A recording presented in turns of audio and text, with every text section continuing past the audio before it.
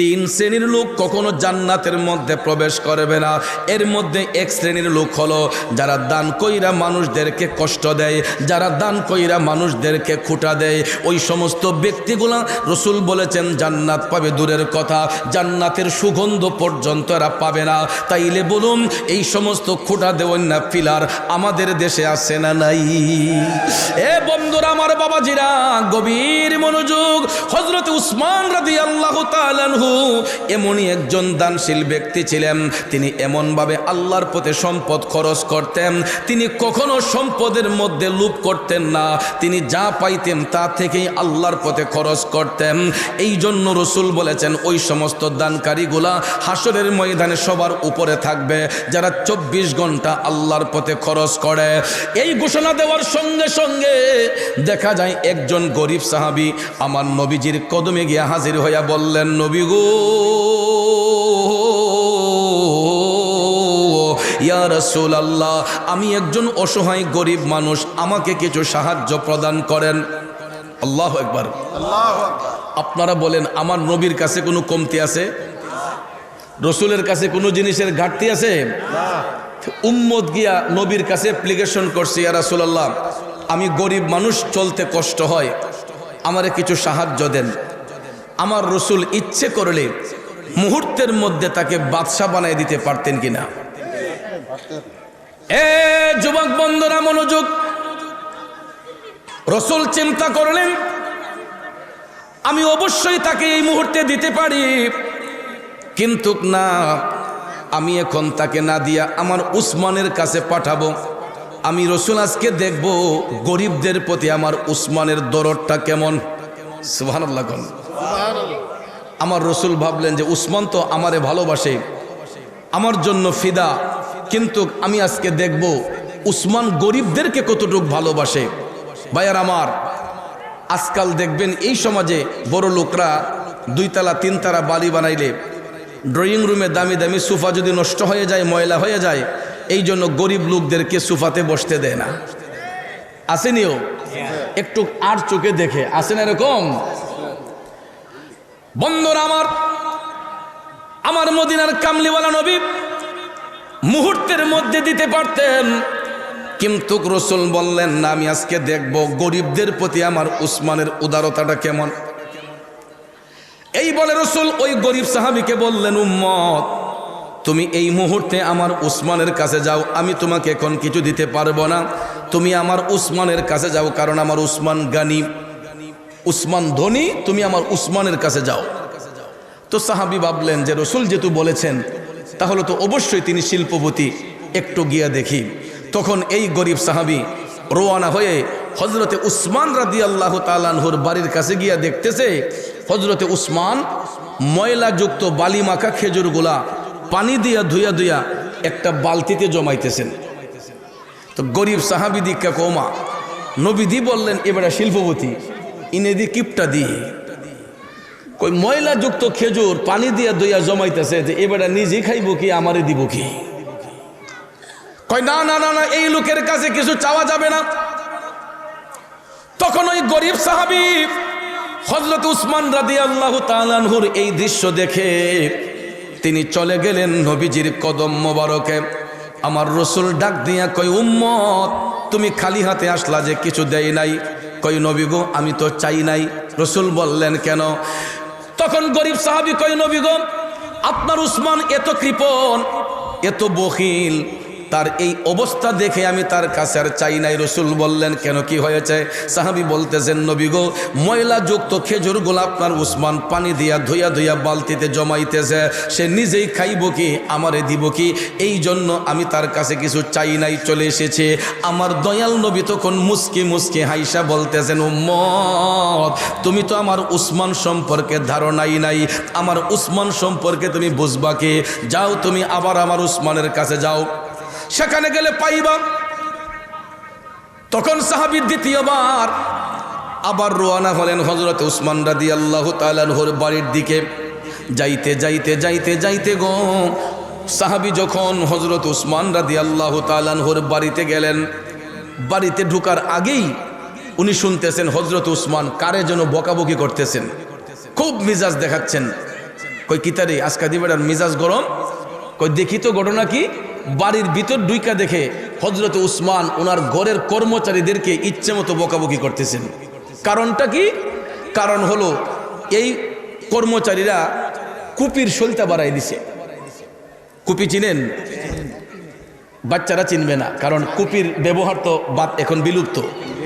কুপির ব্যবহার এখন বিলুপ্ত। বাচ্চাগুলা এরা কেরাসিন তেলও চিনে না, কুপি চিনবো কেমনে? আগে তো মনে করেন কুপির ব্যবহার ছিল হারিকেন বা ল্যাম্পের মধ্যে, কুপির মধ্যে আসরের আগেই কেরাসিন তেল আইনা জমা করে রাখতে হয়েছে। সন্ধ্যার সময় এই বাতি দেওয়ান লাগছে, কথা কোন ঠিক না? এই জন্য কুপি বাচ্চারা চিনবে না, যেটাকে বাতি বলা হয়, বাতি জ্বালাইবার জন্য। এখন উসমানের ঘরের কর্মচারীরা কুপির সলতা বাড়াই দিছে। এখন কি তেল বেশি জ্বলবো না কম জ্বলবো?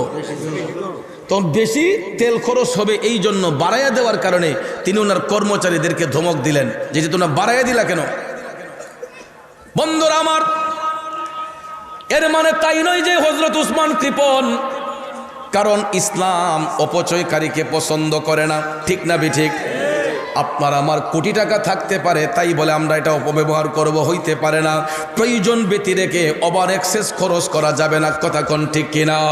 প্রয়োজনের বাইরে ওভার এক্সেস খরচ করা যাবে না। আমাদের দেশে দেখবেন কিছু কিছু হারাম আছে, হারাম খাই আবার এইগুলা খরচ করতে দ্বিধাবোধ করে না, হারাম রাস্তায় ব্যয় করে, আসেনি? বন্ধুরা আমার, বাবাজিরা, আর হালাল সম্পদ যারা উপার্জন করে, হালাল পথে যেই সম্পদটা আসে, ওই সম্পদটা দেখবেন খরচ করতে গেলেও বড় মায়া লাগে, ঠিক না ঠিক? আপনি কষ্ট করে যখন একটা জিনিস যখন আপনি অর্জন করবেন, আপনি দেখবেন এইটা খরচ করতে গেলেও আপনার একটা দরদ হয়, মায়া হয়।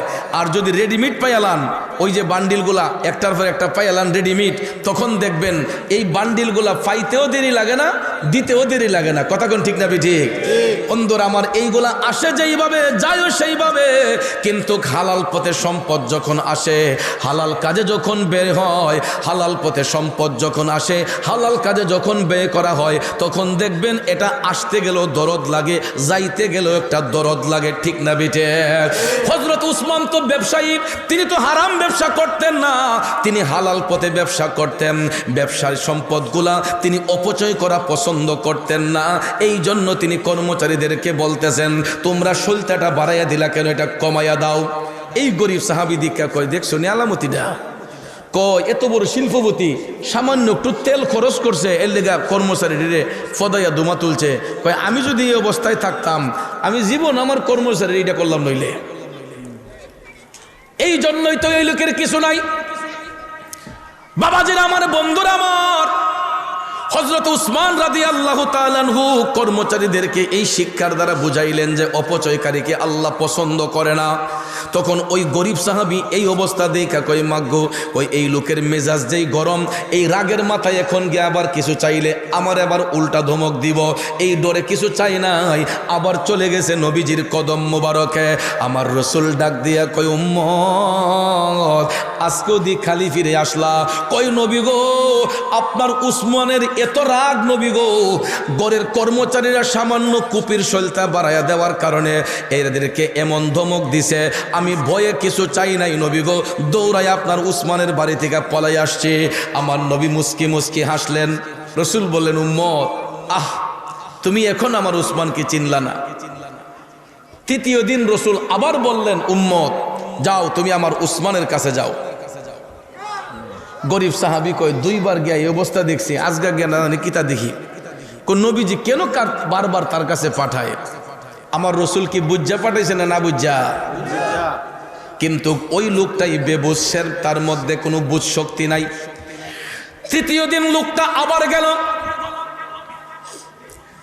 আবার তৃতীয় দিন হযরত উসমান রাদিয়াল্লাহু তাআলা আনহুর বাড়ির কাছে যাইয়া এখন দেখতেছে হযরতে উসমান রোদের মধ্যে তুলা শুকাইতে দিছেন, রোদের মাঝে তুলা দিছেন শুকাইতে, জাল দিয়ে যে জাইপা রাখছেন, তো জালের ছিদ্র দিয়ে কিছু তুলা উঠতেছে, হযরত উসমান লাফাইয়া লাফাইয়া এই তুলাটিরে জমাইতেছেন।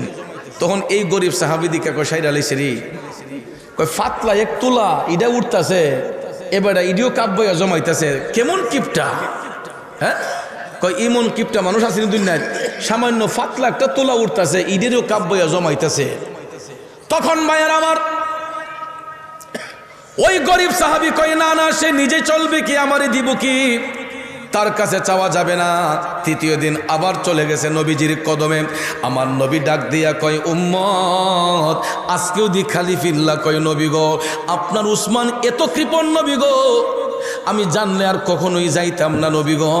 পাতলা একটা তুলা রোদের মধ্যে শুকাইতে দিছে, তুলাগুলা উঠতেছে, কাব্বায়া কাব্বায়া তুলাগুলা জমাইতেছে। এই জন্য নবী গো আমি আপনার উসমানের কাছে কিছু চাই নাই। আমার নবী তখন তাকে বললেন আচ্ছা বলো তো, তুমি যে 3 দিন আমার উসমানের বাড়িতে গেলাম, 3 দিনের ভিতরে একবারও কি আমার উসমানের সঙ্গে তুমি সালাম বিনিময় করছো? না ইয়া রাসূলুল্লাহ, আমি তো 3 দিনের ভিতরে একদিনও হযরত উসমানের সাথে সালাম বিনিময় করি নাই। আমার নবী ডাক দেয়া কই উম্মত তুমি মহা অন্যায় করেছো, তুমি ভুল করেছো। তুমি আমার উসমান সম্পর্কে জানবা কি? তুমি যখন আমার উসমানের সঙ্গে সালাম বিনিময় করো নাই, তাইলে তুমি জানবা কি হে উম্মত, মুসলমানরা পরস্পর সাক্ষাৎ হলেই আগে কিন্তু সালাম বিনিময় করতে হয়, ঠিক না বিঠে? হোক সে দূরের হোক সে কাছের, হোক সে দূরের হোক সে কাছের। আমার বাড়ি হবিগঞ্জে, আপনার বাড়ি আখাউড়ায়, কিন্তু চিনা নাই জানা নাই। আপনি যখন আপনাকে সালাম দেব, আপনি যখন সালামের জবাব দেবেন, এই সালামকে কেন্দ্র করে আপনার সাথে আমার একটা সুসম্পর্ক হয়ে যেতে। আমি চিনি না জানি না আপনাকে, আমি যখন সালাম দেব আপনি মুস্কি হাইসা বলবেন ওয়ালাইকুম আসসালাম, ঠিক কিনা কন? তখন দেখবেন আমি হাতটা বাড়াইলে আপনি হাইসা হাইসা আয়া হ্যান্ডশিপ করবেন, ভাই আপনার বাড়ি কোথায়, আপনার নাম কি, কি করেন। এই যে হাল বৃত্তান্ত অবস্থা জানা যায় একটা জিনিসকে কেন্দ্র করে, এটা হলো সালাম। কিসের মাধ্যমে? কিন্তু আমাদের দিল এত পাষাণ হইছে, আমাদের পাশ দিয়ে হাইটটা গেলেও মুসলমান আমরা একবার সালাম দিতে চাই না। কথা কোন ঠিক না বেঠিক? না জানি সম্মানটা কমা যায়, না জানি আমাদের ইজ্জত নষ্ট হয়, কিন্তু সালামে তো ইজ্জত নষ্ট হয় না, সালামে আরো ইজ্জত বৃদ্ধি হয়। কথা কোন ঠিক না বেঠিক? আমার যুবক ভাইয়েরা গভীর মনোযোগ। দয়াল নবী বললেন হে উম্মত তুমি তো এখন আমার উসমানকে সালামি দেও নাই, তাইলে আমার উসমান সম্পর্কে তুমি জানবা কি? তখন রসুল বললেন যাও যাও যাও, এখন যাইয়া তুমি আমার উসমানের সঙ্গে সালাম বিনিময় করো, বলবা আমাকে দয়াল নবী পাঠাইছেন কিছু সাহায্যের জন্য। সত্যি সত্যি সত্যি পরের দিন ওই লোকটা গরিব সাহাবী হাইটা হাইটা রওনা হইয়া হযরতে উসমান রাদিয়াল্লাহু তাআলা আনহুর বাড়ির কাছে উপস্থিত হইলেন। আল্লাহু আকবার কোন। আরে নবীর প্রেমে পাগল হলে, নবীর প্রেমে পাগল হলে আল্লাহ তাআলা খুশি, নবীর দরুদ পড়ো দিবানিশি, নবীর দরুদ পড়ো দিবানিশি। খারাপ লাগতেছে ভাইয়েরা, একটু মনোযোগ মনোযোগ। হযরতে উসমান রাদিয়াল্লাহু তাআলা আনহু হুজরা শরীফ থেকে বের হলেন। এই গরিব সাহাবী হযরতে উসমান রাদিয়াল্লাহু তাআলা আনহুকে কোন সালাম দিল, হুজুর আসসালামু আলাইকুম ওয়া রাহমাতুল্লাহ। হযরতে উসমান সালামের জবাব দিয়ে বললেন ভাই আমি ইতিপূর্বে 3 দিন দেখেছি আপনি আমার বাড়িতে আসছেন, কিন্তু আমি যখন আপনাকে খুঁজতে যাই গিয়ে দেখি আপনি আমার বাড়ির সীমানাতেই নেই। এবার যেহেতু আপনাকে পেয়ে গেলাম, বলুন আমি আপনার কি সেবা করতে পারি? এখন এই গরিব সাহাবী মনে মনে ভাবতাছে কিরে লোকটা দিয়ে আসলে উদার, আমি তো আগে ভুল করেছি। তখন কয় আমাকে রাসূলুল্লাহ পাঠাইছেন, আমি একজন গরিব মানুষ, আমাকে একটু সাহায্য দেন। সুবহানাল্লাহ কোন। হযরতে উসমান যখন শুনলেন নবীজি তাকে পাঠাইছেন, তিনি টপ টপ করে চোখের পানি ছেড়ে কান্না শুরু করে দিলেন। আহারে দয়াল নবীর কাছে তো ভান্ডারের অভাব নাই, নবী লোকটারে আমার কাছে পাঠাইলেন। আমার রসুল আমি উসমানকে এত মোহব্বত করেন, এত ভালোবাসেন, দয়াল নবী আমি অধম উসমানের কাছে লোকটারে পাঠাইলেন, নবীজি যারে পাঠাইলেন এখন তারে আমি কেমনে খুশি করব, কেমনে খুশি করব।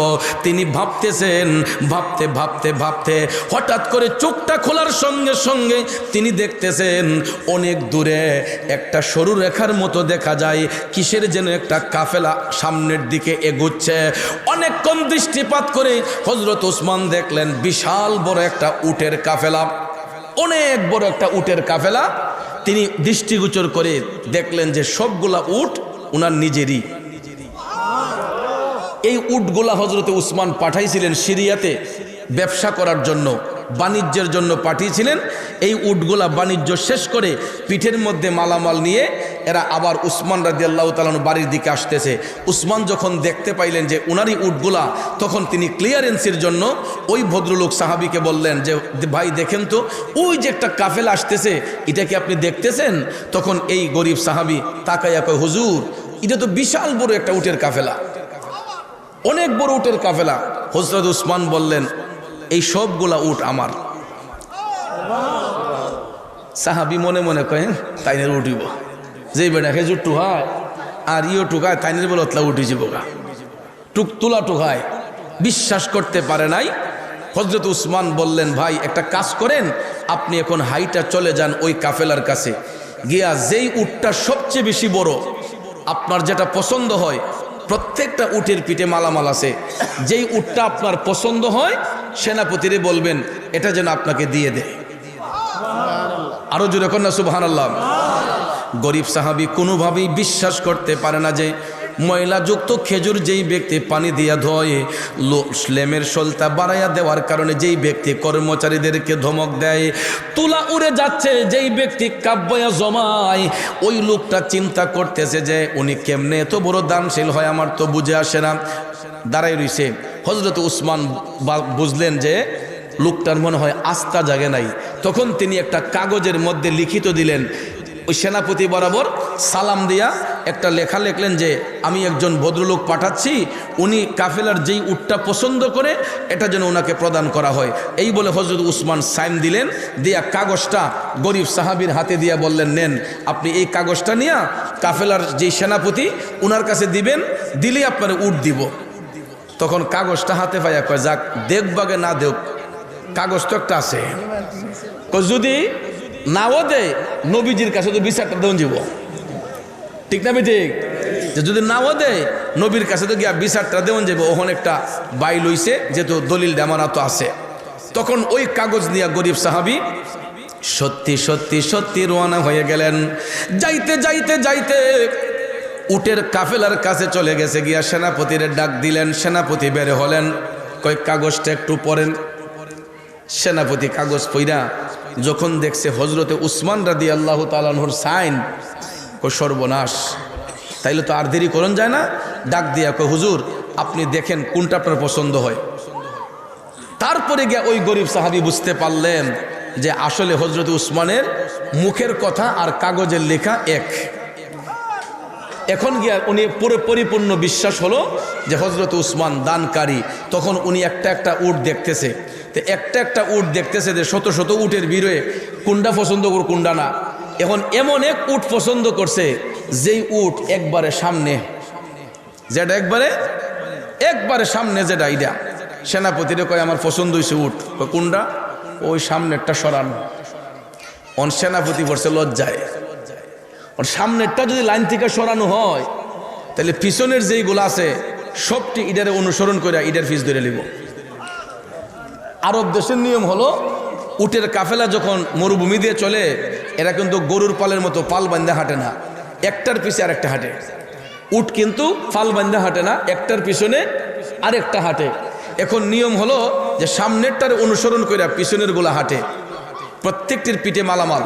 তো কাফেলার নেতৃত্ব দিচ্ছেন সেনাপতি, উনি বললেন যে হুজুর এখন যদি লাইন থেকে সামনেরটা সরানো হয় তাইলে পিছনের গুলা এটারে অনুসরণ করে চলে যাবে, তার চেয়ে বরং চলুন উসমানের বাড়ি তো কাছেই, সেখানে যাওয়ার পরে উনি যদি দিয়া দেয় আমার তো রাখার কোনো আপত্তি নাই। তখন এই ভদ্রলোক সাহাবী বলতেছেন, কেন দিবেন না? উসমান আমাকে বলছেন যে যেটা আমার পছন্দ এটা দেন, আমার যেটা পছন্দ উনি বলছেন সেটা দিবেন, তাহলে দিবেন না কেন? এটা তো একটা কথা। তখন সেনাপতি বলতেছে, ঠিক আছে আমি দেব, তাহলে একটা কাজ করি, আমি একজন বার্তাবাহক পাঠাই উসমানের বাড়িতে, উনি যদি বার্তাবাহককে বলে দেন আপনাকে এটা দিয়ে দেওয়ার জন্য, তাহলে তো আমার রাখার আর কোনো অধিকার নাই, ঠিক না? ঠিক বাবাজিরা আমার, সত্যি সত্যি সত্যি সেনাপতি একজন বার্তাবাহক পাঠাইয়া দিলেন। ওই বার্তাবাহক চলে গেলেন হযরত উসমান রাদিয়াল্লাহু তাআলা আনহুর বাড়িতে। ডাক দিয়া বলে, হুজুর একটু আগে আপনি যেই ভদ্রলোকরে পাঠাইলেন উনি এমন এক উট পছন্দ করছে হুজুর, যেটা একদম সামনের সারিতে। হুজুর যদি সামনের সারি থেকে এটা সরানো হয়, পিছনের গুলা তো এটার অনুসরণ করে সবটি চলে যাবে এটার পিছনে।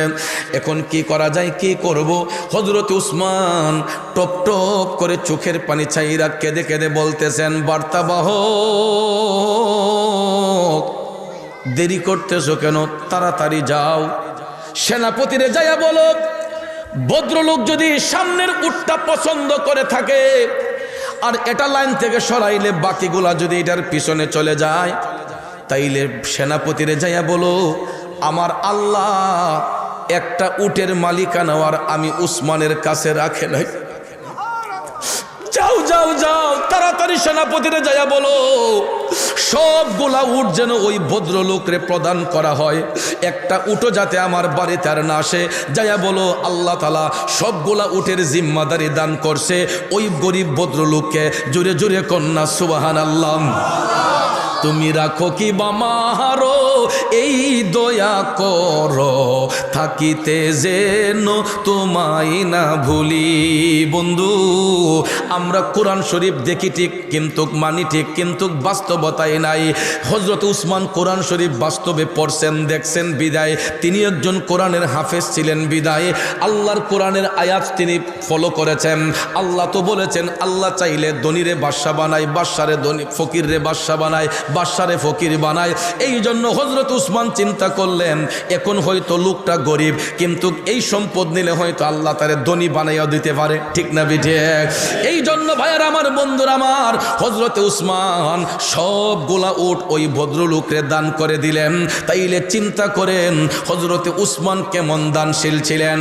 এটার দ্বারা প্রমাণ হলো নবীর উম্মত যারা হয়, যারা মুমিন হয়, মুত্তাকি হয়, এরা দুনিয়ার টাকা সম্পদ পয়সাকে তারা তুচ্ছ মনে করে, আল্লাহ নবীর ভালোবাসাকে তারা শ্রেষ্ঠ মনে করে, কারণ তারা দুনিয়ার জন্য পাগল ছিলেন না। আমরা কিন্তু দুনিয়ার জন্য পাগল, ঠিক না বিঠে?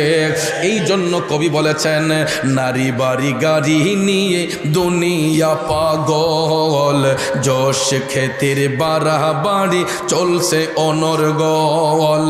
নারী বাড়ি যশ খ্যাতির নাই রে কামনা, নবীর জিয়ারতে যাব সোনার মদিনা, সেই বাসনা পূর্ণ হবে দেখলে মদিনা, সেই বাসনা পূর্ণ হবে দেখলে মদিনা। আমরা যাব মদিনা, দেখব সোনার মদিনা, সেই জায়গাটার নাম হলো সোনার মদিনা, সেই জায়গাটার নাম হলো সোনার মদিনা। বলুন সেই জায়গাটার নাম হলো,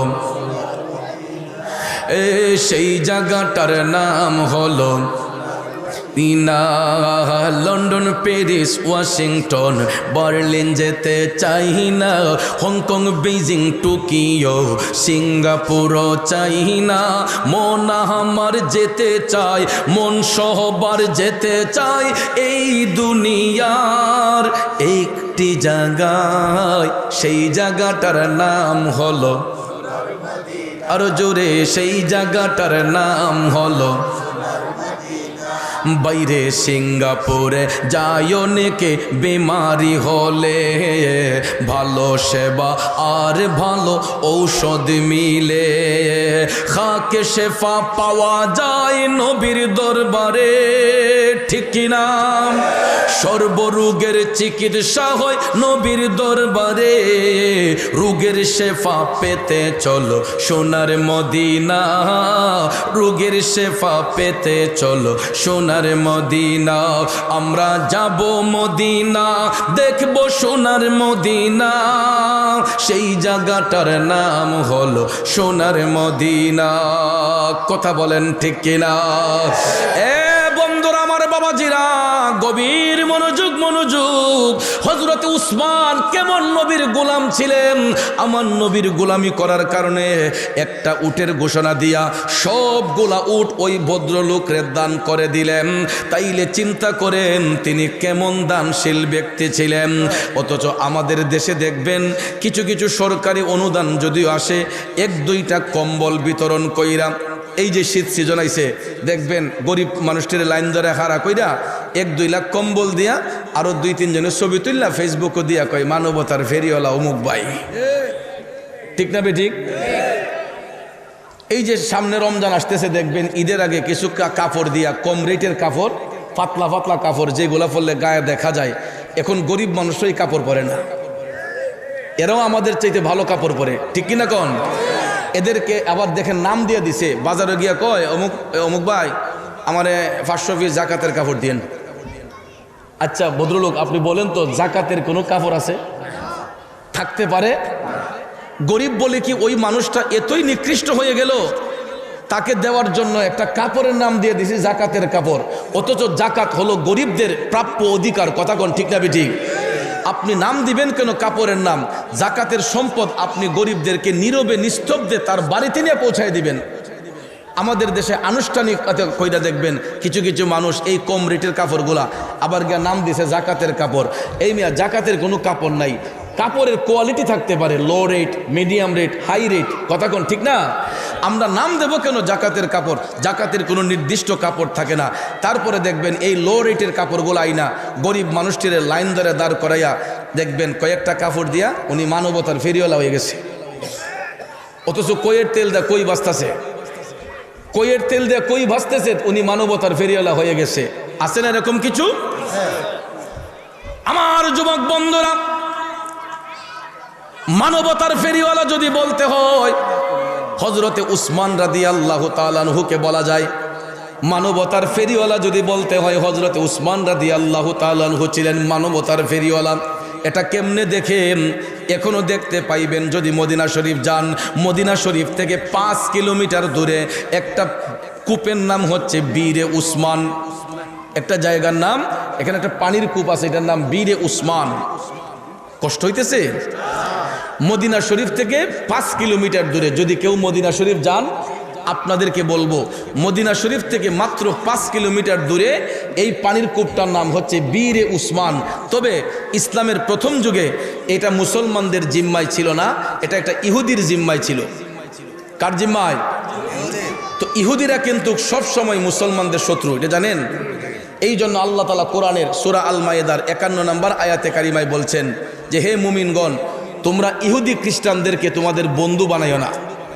আল্লাহ কোরআনে বলে দিয়েছেন এরা সব সময় মুসলমানদের শত্রু। তো ওই ইহুদি মুসলমানদেরকে টাকা ছাড়া পানি দিত না। কি ছাড়া? টাকা দিলে তাদেরকে পানি দিত, টাকার পরিমাণে পানি দিত। এখন মুসলমানদের মধ্যে সবাই তো আর এবিলিটিওয়ালা না। অনেক সাহাবী আছে দুর্বল, যাদের অর্থ সম্পদ নাই, এরা টাকা দিয়ে পানি কিনতে পারে না। বড় লোক যারা আছে এরা হয়তো টাকা দিয়ে পানি কিনতে পারে, কিন্তু গরিব দুর্বল যারা, এরা তো টাকা দিয়ে পানি কিনতে পারে না। ঠিক কিনা বলেন? সমস্ত সাহাবায়ে কেরাম একত্রিত হইয়া তারা চলে গেলেন আমার দয়াল নবীর কদম মোবারকে। নবীজির কদম মোবারকে সালাম দিয়ে বলতেছেন, নবী গো, ইয়া রাসূলুল্লাহ, মায়ার নবী গো, আমরা তো পানির ক্রাইসিসে আছি নবী গো, ইহুদির কাছ থেকে টাকা আনতে। নবী গো, আমাদের তো এই পরিমাণ টাকা নাই, আমরা পানি তো কিনতে পারিনি ইয়া রাসূলুল্লাহ, প্রতিদিন টাকা দিয়া পানি কিনা আমাদের জন্য কষ্ট হয়ে যায়। নবী গো, ওই পানির কূপটা যদি আমাদের জিম্মায় চলে আসতো তাইলে আমরা আনন্দে পানিটা ব্যবহার করতে পারতাম। আপনারা বলেন উম্মতের কষ্ট আমার নবী সহ্য করতে পারে? দয়াল নবী টপ টপ করে চোখের পানি চাইরা কান্না শুরু করে দিলেন। আরে উম্মতের কষ্ট নবী সইতে পারে না, যে জন হবে আপনা সেই তো মদিনা। কথা বলেন ঠিক না বিজে? বন্ধু আমার রসুল ডাক দিয়া সাহাবায়ে কেরামকে বললেন, উম্মত, ও আমার সাহাবারা, লা তাহজান, চিন্তার কোনো কারণ নাই, একটু অপেক্ষা করো, দেখি কি করা যায়। সাহাবায়ে কেরামকে সান্ত্বনা দিয়া আমার মদিনার কামলিওয়ালা নবী হাইটা হাইটা চলে গেলেন ইহুদির বাড়ির মধ্যে। আমার নবী ইহুদির বাড়িতে যাইয়া ওই ইহুদিকে ডেকে বের করলেন। ইহুদি যখন বের হলো, রসুল বললেন, ভাই আমি একটা প্রস্তাব নিয়ে আসছি। ইহুদি কয়, কি প্রস্তাব? আমার দয়াল নবী বললেন, তোমার এই পানির কূপটা আমার প্রয়োজন, এখন কত টাকা হইলে তোমার কূপটা বিক্রি করবা? ইহুদি ডাক দিয়া কয়, না, আমি আমার পানির কূপ বিক্রি করব না, আমার এটা বিক্রি করার প্রয়োজন নাই। রসুল বললেন, দেখো, টাকা যদি না নেও, আমি জান্নাতের একটা ঝর্ণার বিনিময়ে তোমার এই পানির কূপটা আবদার করছি, আমাকে এটা দিয়ে দাও। তখনও ইহুদি বলতেছে, না, জান্নাতের ঝর্ণা আমি কখন পাবো, এটা তো স্টেশন নাই, আমার জান্নাতের ঝর্ণা লাগতো না, আমার কূপ আমারই থাকুক। জোরে কোন নাউজুবিল্লাহ। অথচ ভাইয়ার আমার, এই সুযোগ যদি আমরা জীবনে একবার পাইতাম, কখনো কি হাতছাড়া করতাম? আমার জীবন করব দান, গেয়ে নবীর গুণগান। নবী ছাড়া ত্রিভুবনে নাই কোনো সম্মান, আমার জীবন করব দান, গেয়ে নবীর গুণগান। ঠিক না বিঠিক? বাইরে নবী আমার জানেরই জান, নবী আমার প্রাণ, নবীর কাছে পাবো মোরা খোদাই সন্ধান। যদি ঠিক রাখো ঈমান, পাবে জান্নাতের বাগান। যদি ঠিক রাখো ঈমান, পাবে জান্নাতের বাগান। আমার জীবন করব দান, গেয়ে নবীর গুণগান। ঠিক কিনা বলুন? নবীর জন্য জীবন দিতে চাই কি চাই না? কারা কারা চাই দুইটা হাত উঁচু করে দেখাই। নারে তাকবীর, নারে রিসালাত, সুন্নি মহাসম্মেলন। আখাউড়ার যুবক বন্ধুরা, আমার মুরব্বী বাবাজিরা, ইহুদি ডাক দিয়া কয়, জান্নাতের ঝর্ণা কখন পাবো? এটার কোনো স্টেশন নাই, আমার জান্নাতের ঝর্ণা লাগবে না, আমার যেই ঝর্ণা আছে এটাই আমারই থাক, আমি আপনাকে দেব না। আচ্ছা চিন্তা করেন, আমার রসুল যদি মুহূর্তের মধ্যে ইচ্ছে করতেন, এই পানির কূপটা ধূলিসাৎ করে দিতে পারতেন কিনা? দয়াল নবী চাইলে মুহূর্তের মধ্যে এই পানির কূপ ধূলিসাৎ হতো কিনা? কিন্তু এখানেও রসুল উম্মতকে একটা শিক্ষা দিয়েছেন যে কারো জিনিস যদি কারো জিম্মায় থাকে, এটা জোরপূর্বক আনতে নাই। জোর করে কি আনতে নাই? কারণ মনে করেন এটা আমার, এই বাইসাবে যদি এটা টান্দা আমার কাছ থেকে জোরে বলি করে নেগা, আমার অন্তরে কষ্ট হইতো না? রসুল বলেছেন, না, কষ্ট দেওয়া যাবে না। হোক সে বিধর্মী, হোক সে যেই কেউ, এটা যদি তার জিম্মায়, এটা তার কাছ থেকে নিতে গেলে উদারতা দেখাইয়া নমনীয়তার সহিত তাকে আন্তরিকতা দিয়ে নিতে হবে। কথা কোন ঠিক না ঠিক? কিন্তু ভাইয়ের আমার, জান্নাতের ঝর্ণার বিনিময়ে ওই ইহুদি পানির কূপটা দিল না। আমার মদিনার কামলিওয়ালা নবী, মায়ার নবী, দয়ার নবী ইহুদির কাছ থেকে ফিরে গেলেন খালি হাতে। ইহুদি পানির কূপটা দিল না। হুজরা শরীফের মধ্যে যাইয়া দেখতেছেন হযরত উসমান রাদিয়াল্লাহু তাআলা আনহু নবীর কাছে উপস্থিত। হঠাৎ করে দয়াল নবীর চোখের পানি মুবারক টপ টপ করে পড়তে যায়। হযরতে উসমান ডাক দিয়া কয়, নবী গো, কেন আপনি কান্না করতেছেন? ইয়া রাসূলুল্লাহ, আপনাকে তো এরকম ভাবে কখনো কান্না করতে দেখি নাই। আমার নবী ডাক দিলেন, উসমান, আমি ইহুদির বাড়িতে গেছিলাম, তার পানির কূপটার আবদার করেছিলাম টাকার দিয়া, সে টাকা দিয়ে বিক্রি করে না। আমি জান্নাতের একটা ঝর্ণার বিনিময়ে আবদার করলাম, তাও ইহুদি রাজি হলো না। এখন আমার উম্মতদের তো পানির কষ্ট হয়, এরা পানি পান করবে কেমনে? সুবহানাল্লাহ কোন সুবহানাল্লাহ। হযরতে উসমান নবীজিরে ডাক দিয়ে কয়, ইয়া রাসূলুল্লাহ, এটার জন্য আপনি টেনশন করতেছেন? নবী গো, আমি যদি ইহুদির কাছ থেকে পানির কূপটা যদি কিন্না লই পড়ি, আমারে জান্নাতের ঝর্ণা দিবেন? সুবহানাল্লাহ কোন না? আমার দয়াল নবী তখন মুস্কি হাইসা বললেন, উসমান, যদি এরকম হয় তাহলে অবশ্যই তোমাকে জান্নাতের ঝর্ণা প্রদান করা হবে।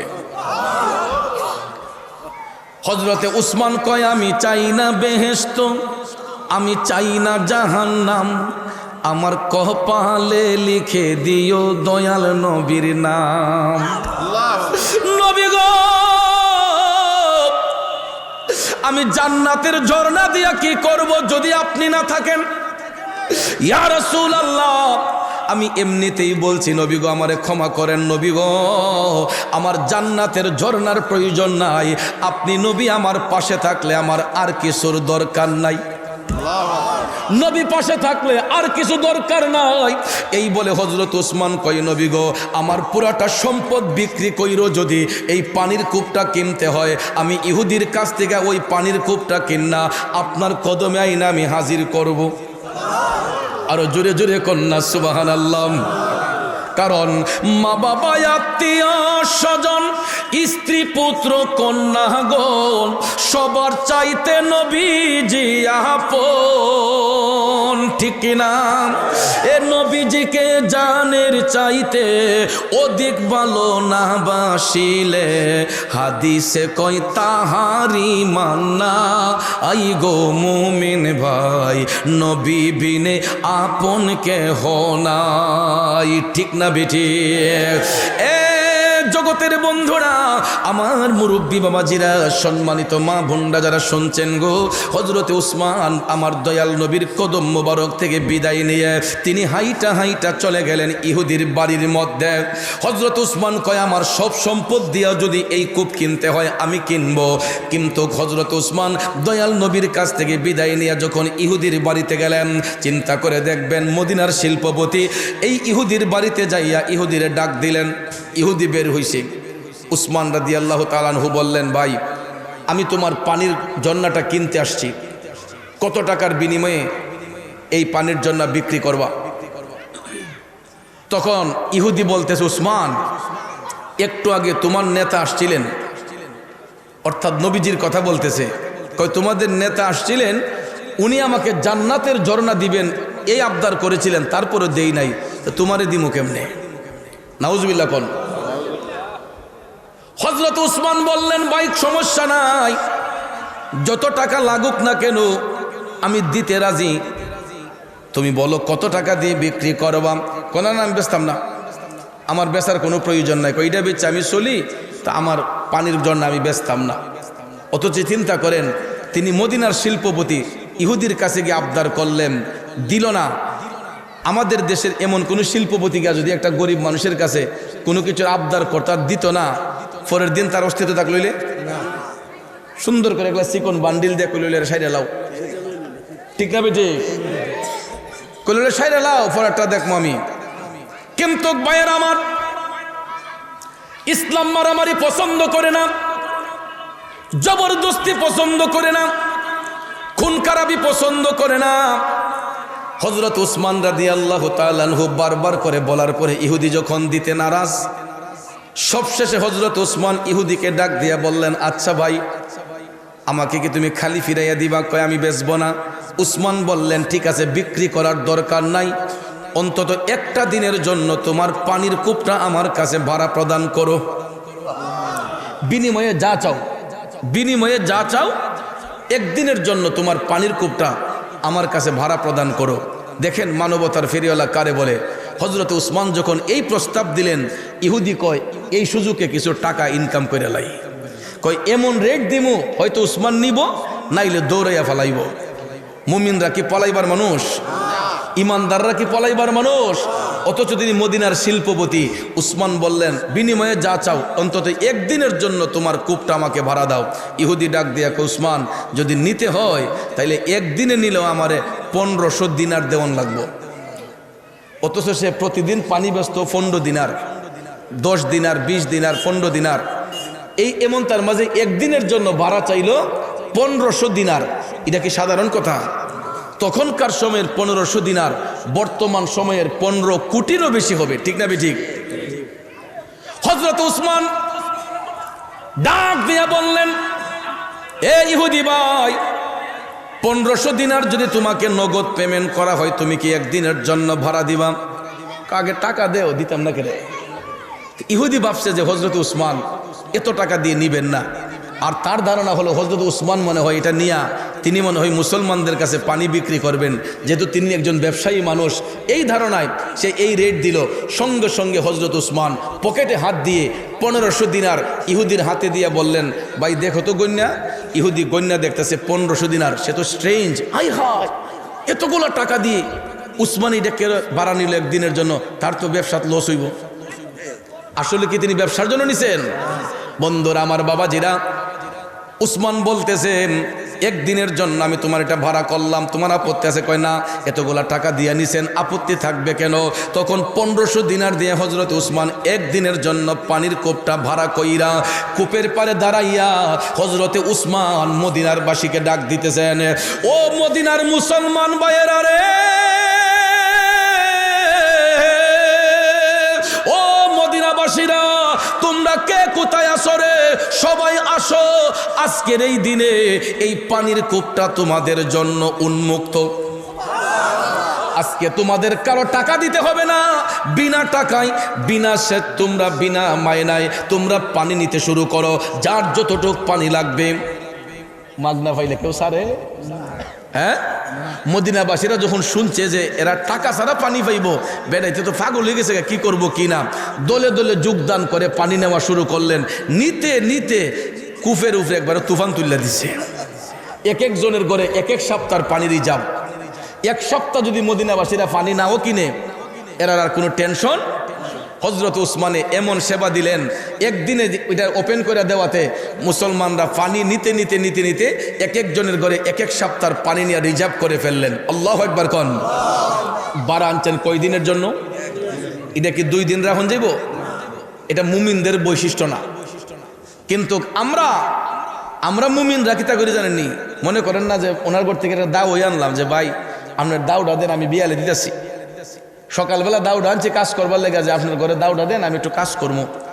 আমরা কেমন মুমিনরা দেখেন, সকালবেলা আনছি বিকালবেলা দেওয়ার কথা, দেখা যায় ওই দিন বিকাল গেছে, পরের দিন বিকাল গেছে, এরপরের দিন বিকাল গেছে, এরপরের দিন দেখা যায় দাওয়ার আসারটাই ফাল্টাইলিছে।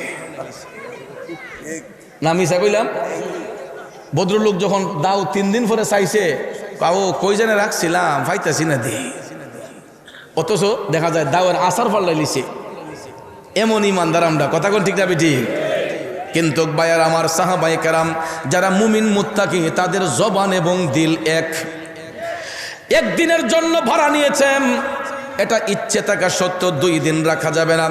একদিন পরে হযরত উসমান আবার কূপটা ব্যাগ দিলেন। তো ইহুদি তো মনে করছে যে একদিনের বেটা কয়টিয়ার পানি বেচলো, আজকাতে তো আমার ব্যবসা শুরু হইব। পরের দিন যখন ইহুদি পানি বিক্রি করতে বসছে, দেখা যায় সারা দিন বসার পরও 1 লাখ কাস্টমারও নাই। কাস্টমার কি আইবার মাথা দূর ধরছে? এরা বেড়াইতে গড়ে 1 সপ্তাহ পানি। 1 দিন চলে গেছে, 2 দিন চলে গেছে, কাস্টমার নাই, 3 দিন চলে গেছে, কাস্টমার নাই।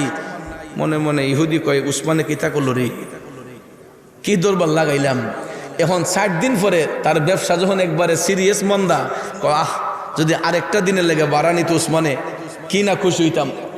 এখন ওই দিকে মদিনাবাসীরা আবার 1 সপ্তাহ যখন কাছাই গেছে, পানি যখন ক্রাইসিস, এরা আবার উসমান রাদিয়াল্লাহু তাআলা আনহুর কাছে গিয়া অভিযোগ দিছে, যে উসমান হুজুর আমাদের তো পানি শেষ। উসমান বললেন, নো টেনশন, আমি যতদিন বেঁচে থাকবো আমার মুসলমান ভাইদেরকে পানির কষ্ট করতে দেব না। মানবতার ফেরিওয়ালা কারে কয় আবার দেখেন, হযরত উসমান 2য় সপ্তাহে আবার ইহুদির বাড়ির দিকে রওনা হইলেন। অন্য দিনকে ডাহন লাগতো, ওই দিন দেখা যায় উসমানের দিক কই ইহুদি গোড় থেকে দইরা পারিছে। আপনি আইছেন? তিনি বলেন আইসি তো। ওই কিতা পানি নিবেন নাকি বাড়া? কূপ কি বাড়া লাগবো নি?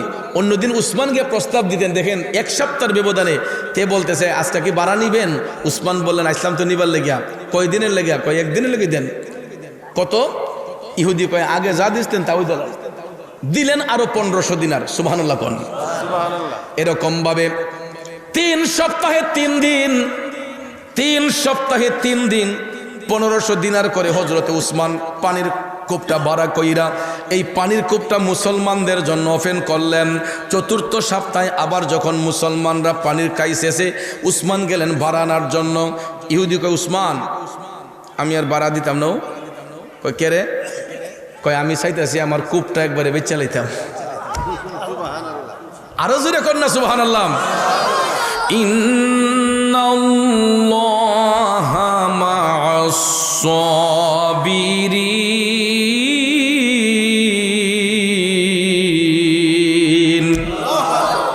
সত্য না মিথ্যা? আল্লাহ তাআলা কয় নিশ্চয়ই আমি আল্লাহ সবরকারীর অন্তর্ভুক্ত, ধৈর্যশীলদের অন্তর্ভুক্ত। এই জন্য বাবা মারামারি কইরা কাটাকাটি কইরা কোনো লাভ নাই, তাড়াহুড়া কইরা কোনো লাভ নাই। প্রত্যেকটা জিনিস অর্জন করতে হয় সবরের মাধ্যমে, ধৈর্যের মাধ্যমে, ঠিক না বিঠিক? ধৈর্যের সাথে কাজ করলে অসাধ্যরে সাধন করা যায়।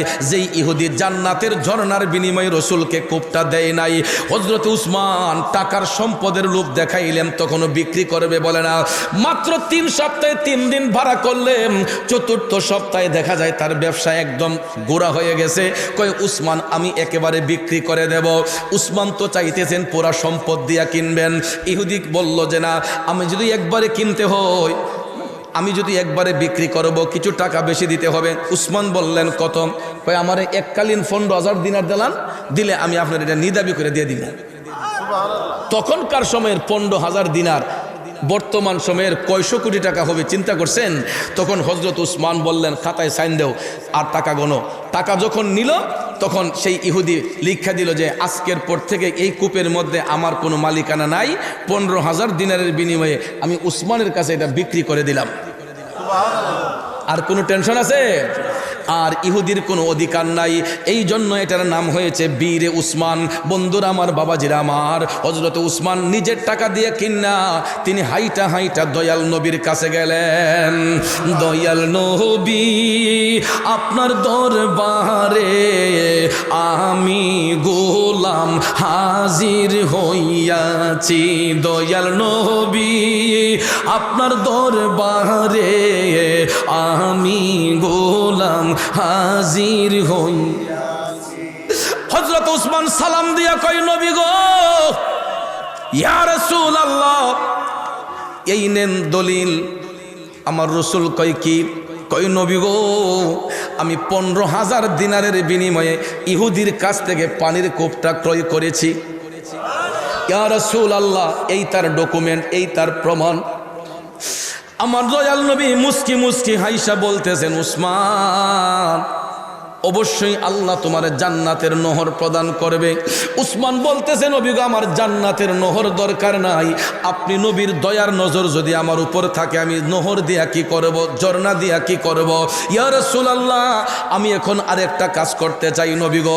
যদি আমি আমার টাকা দিয়া কিনছি, আমি চাই না নবী গো এটার মধ্যে আমার কোনো মালিকানা থাকুক। ইয়া রাসূলুল্লাহ, আমার মুসলমান ভাইরা কোনোদিন কষ্ট পাইতে পারে, এই জন্য আমি চাই না এই কূপের মালিকানাটা আমার জিম্মায় থাকুক। আমি আমার সমস্ত মুসলমান ভাইদের নামে এই পানির কূপটা ওয়াকফ করে দিয়া দিলাম। সুবহানাল্লাহ।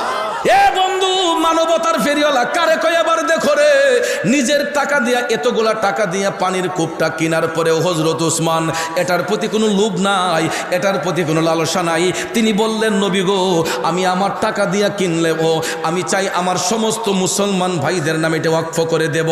এই জন্য তিনি দাবি করে সমস্ত মুসলমানদের নামে এই পানির কূপটা তিনি ওয়াকফ করে দিলেন। বলুন এই রকম উদার মনের লোক কয়জন পৃথিবীতে দেখাতে পারবেন? বন্ধুরা আমার, হযরত উসমান রাদিয়াল্লাহু তাআলা আনহু এই রকম বড় মনের অধিকারী ছিলেন। আর আমরা কি করি? যাও দান করতে যাই, যত সিরাফারা টাকা লিয়েছে না, দেখবেন শুক্রবারে গিয়ে যখন মসজিদে বই তখন ফাড়া টাকা দিত দোকানদারও নেয় না, ব্যাংকেও নেয় না। ওখান দিয়ে চলবো কেমনে? কয় যাক টেনশন নাই, আই ফোর্সে ফাড়াটা এখন চালানি তো লাগবো, কয় জায়গা আছে। এরপরে শুক্রবার যখন দান বাক্সটি যায়, বাইসাব দানকারী আগে গিয়ে বইতে হ্যাঁ, এরপরে দেখবেন সাইডে মন্দা চাই ওই সিরাটা খেলা টুস কইরা বিসমিল্লাহির রহমানির রহিম, ঠিক না বে ঠিক?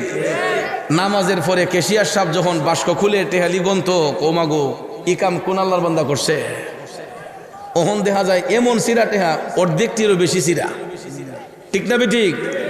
এরপরে ইডি না লাগে কোনো কাজও, পরে বাধ্য হইয়া মসজিদ কমিটি করে যা কি করবো ফেহের তলে আন দিলাম, পরে ফেকের তলে গাইরা রাখে নাহলে পানিতে বাসায় দিয়ে দেয়, তখন ঠিক না বে ঠিক?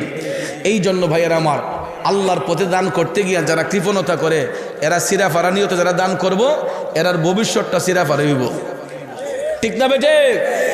তাইলে দান করতে হবে উদার মনে। বন্ধুরে, আল্লাহর পথে খরচ করলে বিপদ দূর হয়। কি দূর হয়? আল্লাহর পথে খরচ করলে বিপদ দূর হয়, বিপদ মুক্ত হয়। এই জন্য দান করতে গিয়ে কখনো কৃপণতা করবেন না। আপনার গনে আমার ঘরে যদি ভিখারিও আসে, ভিখারিকে পর্যন্ত খালি দিবেন না। বেশি না পারেন 5টা টাকা হইলেও দিয়ে দিন, এক মুষ্টির চাইল হলেও দিয়ে দিবেন, ভিক্ষুকরে খালি ফিরিয়ে দিয়েন না। আমার রসুল বলেছেন যারা ভিক্ষুকরে ভিক্ষা দিবে এদেরও বিপদ দূর হয়ে যায়। আল্লাহু আকবার করেন। তাহলে বাবাজির আমার, আজকের এই মাহফিল যে এরা করলো, ফুলাফান্ডে কি ভালো কাজ করছে না খারাপ কাজ করছে? এই যে 3টা বাচ্চা মাথার মধ্যে পাগড়ি নিল, আপনারা একটা জিনিস চিন্তা করছেন নি? বাচ্চাটির বয়স কত? এই বয়সের বাচ্চার সিনার মধ্যে কোরআন শরীফ 30 পারা কোরআন ধারণ করছে, এটা কি একটুখানি কথা? তাহলে আমরাও তো চাই আমাদের বাচ্চাগুলা মানুষের মতো মানুষ হোক। কথা কোন ঠিক না ঠিক? এটা চান না আপনারা? তাহলে এই মাদ্রাসা দিন দিন আরো সামনে অগ্রসর হোক, এটা চাননি আপনারা? কারা কারা চান হাত তুলেন তো। নারে তাকবীর, নারে রিসালাত, আহলে সুন্নাত ওয়াল জামাত, হাত নামান। বাবাজি আরেকটা কথা হলো, মসজিদ কার ঘর? মাদ্রাসা কার ঘর? নবীর ঘর। মসজিদ হলো আল্লাহর ঘর, মাদ্রাসা হলো নবীর ঘর। মসজিদ আল্লাহর ঘর, মাদ্রাসা নবীর ঘর। দেখেন, নবীর ঘরে পড়াশোনা না করলে আল্লাহর ঘরের হেফাজত করা যায় না। মাদ্রাসায় যদি না পড়ি আমি ইমামতি করবো কেমনে, নামাজ কালাম করবো কেমনে, আল্লাহরে সিজদা করবো কেমনে? তাইলে তো আগে মসজিদও দরকার, মাদ্রাসাও দরকার, ঠিক না ঠিক? তাহলে আমি যখন আইসা বসছি মাদ্রাসার রুমে, একজন ভদ্রলোক আমার গিয়া খুব আপসেট হইয়া বলতেছে, হুজুর আমরা তো কটা মানুষ আছি পাড়ার মধ্যে, কয় তারাগণ সহ আশেপাশের এলাকার মানুষ তো স্থানীয়, আর এটা তো শহরতলি কলেজ পাড়া, কয় এখানে বিভিন্ন এলাকা থেকে লোকজন আইসা জায়গা কিনে বসত বিটা করছে। কারণ শহর তো শহরই, শহরের মধ্যে কিন্তু এক গ্রামের লোক থাকে না, বিভিন্ন এলাকার লোকজন আইসা এখানে বসতি করে। এই জন্য ভাইয়ার আমার বলতেছেন যে হুজুর আমরা মসজিদে তো টিনের মসজিদ নাম দিছে। এলাকার মানুষ নাকি কয় যে হুজুর এটা টিনের মসজিদ কইলে সকলই চিনে, কই এইটার থেকে আমরা কেমনে বাঁচতাম, আজকে একটু চেষ্টা করবেন হুজুর। আমরা কি সারা জীবন কি টিনের লুই থাকতাম, না আল্লাহর ঘরটার মাঝে কিছু ইট মিট লাগতো? তো এই জন্য ভাইয়ার আমার, আল্লাহর ঘর আল্লাহ হেফাজত করবে, ঠিক না ঠিক? বান্দারাও আমরা হচ্ছে উসিলা মাত্র। তো মুরব্বীর একটা কথা বলে যে যার বংশে করছে দান সেই জানে দানের বিধান। যারার বংশপুরীরা দান করে অভ্যাস, দানের উৎসাহ এদের মধ্যে আছে। আজকে আপনার নিজে থাকার জন্য বড় বড় দালান কোটা বানাইছি, 4 তালা 5 তালা বানাইছি, 2 তালা বানাইছি, কিন্তু আমরা মসজিদটা যদি টিনের মসজিদ রাখি, তাহলে এই যে 4 তালা 5 তালা বাড়ি একজনে বানাইছেন, এটা বানানোর কোনো অর্থ নাই। এই জন্য আব্বাজি আমি আপনাদেরকে বলবো, আমি কিন্তু আজকে আলোচনা করছি দানের ফজিলত নিয়ে, ঠিক না ঠিক? আজকে আমার আলোচনার মূল বিষয়টাই ছিল দানের ফজিলত। আল্লাহর পথে দান করলে আল্লাহ তাআলা বান্দারে পুরস্কৃত করে, তার গুনাহ মাফ করে। তো এই জন্য বান্দার গুনাহ যেহেতু মাফ হয় আল্লাহর পথে খরচ করলে, তাহলে আমরা খরচ করতে কোনো অসুবিধা আছে? যেমন দেখেন এই সুলাইমান নবীর জামানায়, এই কথাটা বলে শেষ করি, বাদশাহ সুলাইমান নবীরে আল্লাহ এমন মুজিজা দিছিলেন, উনি কিন্তু শুধু মানুষের ভাষাই বুঝতেন না, উনি পশু পাখির ভাষাও বুঝতেন, পাখির ভাষাও বুঝতেন তিনি। তো সুলাইমান নবীর জামানায় ওনার এলাকায় এক বাড়িওয়ালার গাছে একটা পাখি আইসা বাসা বাঁধছে। তো পাখি বাসা বাঁধা যখন ডিম দিছে, বাচ্চা দিব, এখন দেখা যায় বাড়িওয়ালা গাছের মালিকানা দাবি কইরা প্রতিদিন তার বাসার থেকে ডিম দিয়ে না খাইয়া লায়। ওন পাখির মনে কষ্ট না যে ডিম দেয় বাচ্চা দিব, দেখা যায় বাড়িওয়ালা ডিম খাইয়া লায়। পরে ফাঁকি উইরা গেছে সুলাইমান নবীর কাছে, গিয়া কয় বাদশাহ সুলাইমান, আমি খুব ব্যথা নিয়ে আপনার কাছে আসছি। তিনি বললেন, কেন পাখি কি হয়েছে? কয় আপনার এলাকায় এই ভদ্রলোক যার বাড়ির গাছে আমি বাসা বান্ধা ডিম দিছি বাচ্চা দিতে, এই বাড়িওয়ালা গাছের মালিকানা দাবি কইরা প্রতিদিন আমার বাসার ডিম খাইলায়, এখন তো আমি বাচ্চা দিতে পারি না। সুলাইমান নবী বললেন, পাখি টেনশনের কারণ নাই, আমি বাড়িওয়ালারা ডাক্তার নিয়ে আজকেই কয়ে দেবো, আর যাতে কোনোদিন তোমার বাসার থেকে ডিম নিয়ে না খায়। পাখি খুশি হইয়া চলে গেছে। দেখা যায় ওই বাড়িওয়ালাকে সুলাইমান নবী ডাক্তার নিয়ে বললেন যে তোমার খবরদার করে দিলাম, আর কোনোদিন পাক্কার বাসা থেকে ডিম আইনা খাইও না। বাচ্চা হুজুর খাইতাম না। পরে বাড়িওয়ালা চলে গেছে। পাখি তো ভাবছে যে সুলাইমান নবী বিচার করছে, আর তো খাইতো না। পাখি যখন আবার ডিম দিছে বাচ্চা দেওয়ার জন্য, দেখা যায় ওই বাড়িওয়ালা ঘর থেকে বাইরে তার নজর গেছে গাছের আঘাত। আমি দেখলাম না কইরা গেছে, কিন্তু তার লোভ সামালতে পারে না। গিয়া ওই কি করছে, গাছ উঠটা ডিম খাইয়া যাক আজকে খাইয়ালে আর খাইতাম না, বাসার থেকে ডিম আইনা আবার খাইয়ে লিছে। এখন তো পাখি আইসা দেখে ডিম নাই, তার কষ্ট বাড়ছে না কমছে? ফাঁকি আবার উইরা গেছে সুলাইমান নবীর কাছে গিয়া কয় বাদশাহ সুলাইমান আপনি কি বিচার করলেন? তাই তো আজকে সাইজ করে লেছে খাইয়া ডিম। কয় আপনার কথা তো মানছে না। সুলাইমান নবী কয় কৌ কি? কয় জি আজকেও আপনার কথা মানছে না। কয় তাহলে একটু অপেক্ষা করো। সুলাইমান নবী ফাঁকিরে অপেক্ষা করে একটা জিন রে ডাক দিলেন। এ জিন! ডাক দেওয়ার লগে লগে জিন আই হাজির গেছে গা। কয় হুজুর ডাকছেন কেন? কয় এগুলা কাম করন লাগবো। কয় কি কাম? ওই দোহ ফাঁকিয়া বাইশার মাঝে ডিম দে বাচ্চা ফুটাই তো তের বাড়িওয়ালা গাছের মালিকানা দাবি করে ডিম ডি খাইয়া লাই। জিনে কয় হুজুর কিতা করতাম কইবেন না। তখন সুলাইমান নবী জিন রে কইল যে ওই বাড়িওয়ালা যদি আবার গাছ উঠে ডিম আনতো তুমি এর আসারটা দিয়ে এর কোমরটা ভেঙে দিবা। কি করে দিবা? এর কোমর ভেঙে দিবা। আর যাতে হে গাছ বাইয়া উঠিয়া পাখির বাসা থেকে ডিম আনতে না পারে।